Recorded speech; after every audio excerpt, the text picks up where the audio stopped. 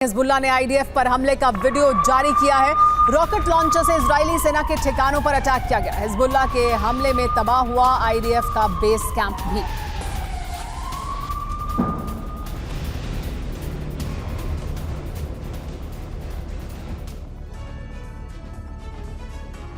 तो गाजा के अस्पताल में नरसंहार के लिए इजरायल खुद को बेकसूर बता रहा है और फिलिस्तीनी इस्लामिक जिहाद को कसूरवार।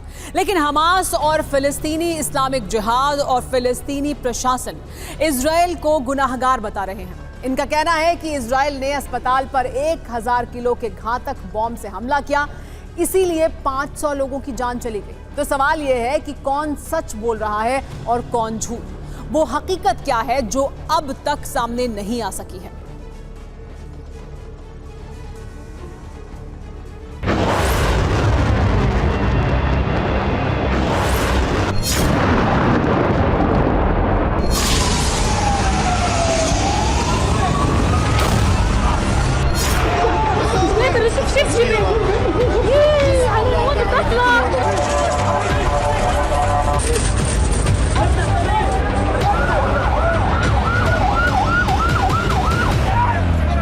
गाजा के अस्पताल पर हमला किसने किया?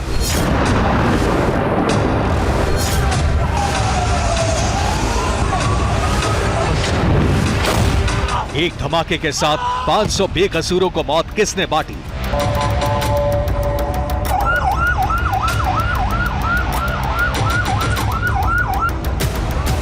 अस्पताल में इतने बड़े संहार का गुनहगार कौन?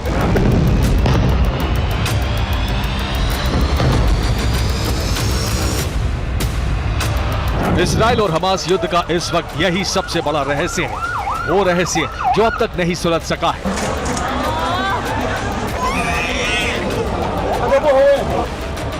जो हर बीतते दिन के साथ उलझता ही जा रहा है।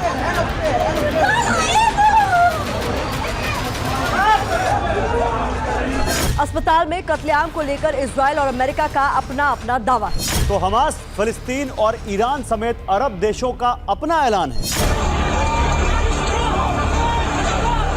इन ऐलानों में, इन दावों में सच कहीं खो गया है। नरसंहार को लेकर इजराइल और अमेरिका का क्या कहना है, हम आपको दिखा चुके हैं।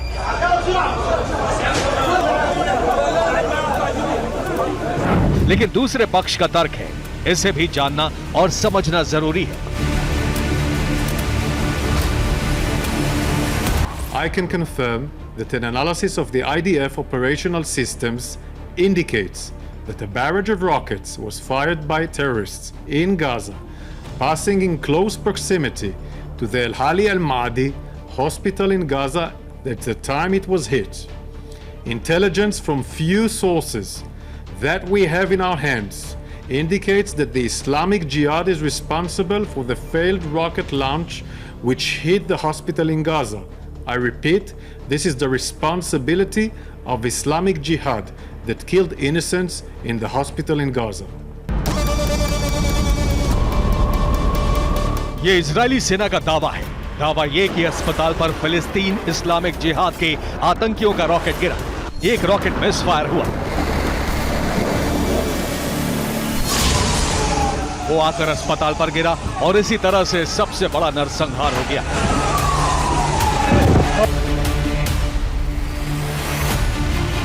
तो सवाल यह है कि आखिर फिलिस्तीन इस्लामिक जिहाद है क्या? सबसे पहले इसके बारे में जानना और समझना जरूरी है।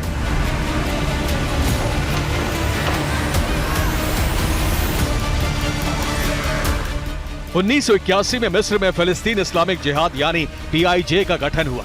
इस संगठन का हेडक्वार्टर सीरिया की राजधानी दमिश्क में है। ये वेस्ट बैंक, गाजा और इजराइल को मिलाकर इस्लामिक देश की स्थापना करना चाहता है। ये गाजा में हमास के बाद दूसरा सबसे बड़ा कट्टरपंथी संगठन है। फिलिस्तीन इस्लामिक जिहाद का दावा है कि गाजा में उसके 8000 से ज्यादा लड़ाके हैं। इसके लड़ाके गाजा के साथ साथ West Bank, Israel, Lebanon, Syria और तेहरान में भी एक्टिव है। ईरान हर साल फिलिस्तीन इस्लामिक जिहाद को करीब 1500 करोड़ रुपए का हथियार देता है। इससे लेबनान और सीरिया से भी मदद मिलती रहती है। इजराइल, अमेरिका, ब्रिटेन, जापान और यूरोपियन यूनियन ने इसे आतंकी संगठन घोषित कर रखा है। इजराइल और अमेरिका का दावा है कि फिलिस्तीन इस्लामिक जिहाद ही अस्पताल में नरसंहार के लिए गुनहगार है। लेकिन फिलिस्तीन इस्लामिक जिहाद ने इजराइल के दावे को झूठा बताते हुए कहा कि यह कत्लेआम इजराइल ने किया है। जो ऐलान फिलिस्तीन इस्लामिक जिहाद का है वही हमास, फिलिस्तीनी प्रशासन, हिजबुल्ला और मिडिल ईस्ट के कई देशों का भी है।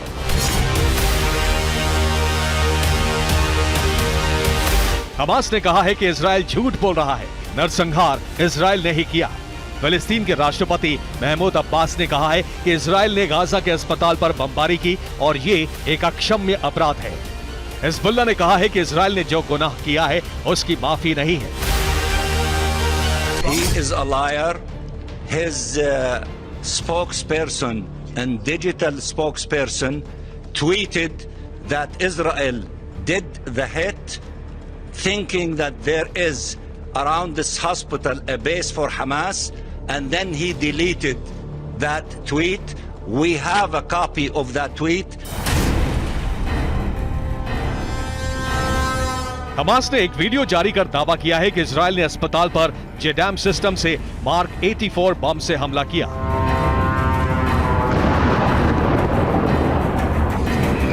बत्तीस सेकंड के इस वीडियो में हमले की 3 तस्वीरें।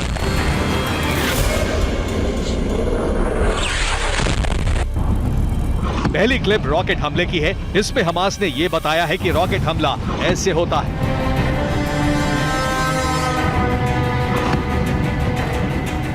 दूसरी क्लिप जेडैम हमले की है। इसमें बताया गया है कि जेडैम का विस्फोट इस तरह से होता है।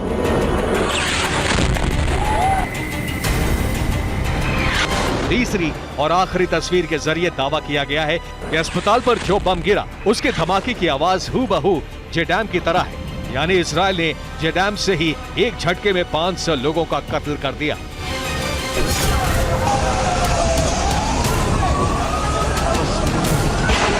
ईरान और तुर्की का भी दावा है कि इजराइल ने अमेरिकी हथियार जेडैम और अमेरिकी बम मार्क 84 से अस्पताल पर हमला किया, जिससे बहुत बड़ा नरसंहार हो गया।